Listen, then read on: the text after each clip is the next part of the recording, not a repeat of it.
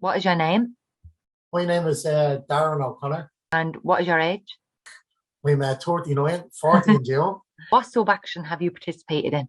I've participated in lots of the Erasmus Plus and also Youth in Action, back when it was Youth in Action, from KA1s to KA2s, from mobility programs, youth exchanges, training, seminars, and I was also part of KA2 with Youth Work Tipperary. And how long did you participate for? In the programs. So I would be participating now 15 years in Erasmus, well, Youth in Action and Erasmus Plus programs. And what motivated you to participate? I took part in a training. It was a BTM training, bilateral, trilateral and multilateral training back in, I think it was 2007. And I really just kind of got a good feel about it. I learned a lot, and particularly in a kind of non-formal learning environment.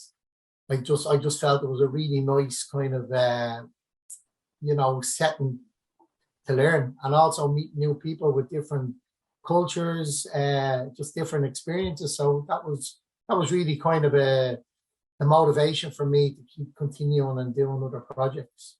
And were your general expectations achieved? Say yes. I would say I would like to. I also like to be a participant in a lot of projects. I try and at least participate in one project a year as a participant, rather than an organizer.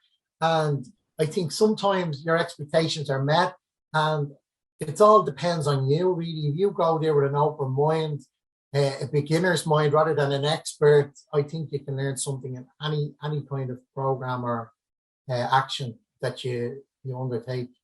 What do you feel you have gained from participating in the programme on your personal life? Have you had the opportunity to put into practice what you learned?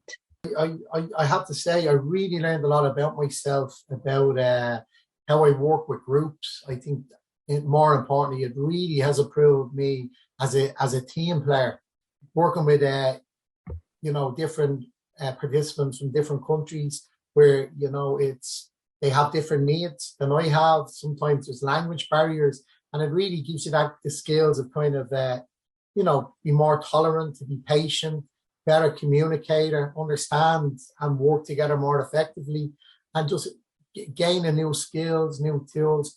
And the lifelong learning is something that I've really taken with me throughout the years, looking at myself and really being critical of myself of where I could improve on. So, for example, sometimes I'm very much like to do things myself and not include people because I just want to get something done.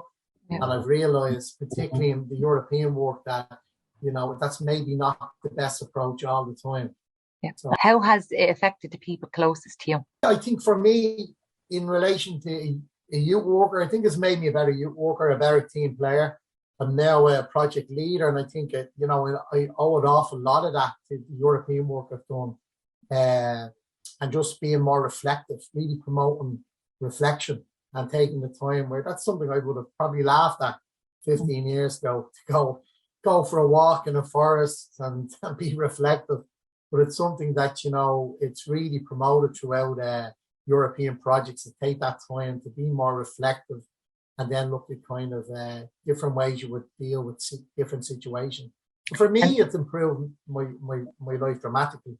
And have you gained any other useful competences? So I think I've gained a lot of good digital competencies in relation to the work, the European work.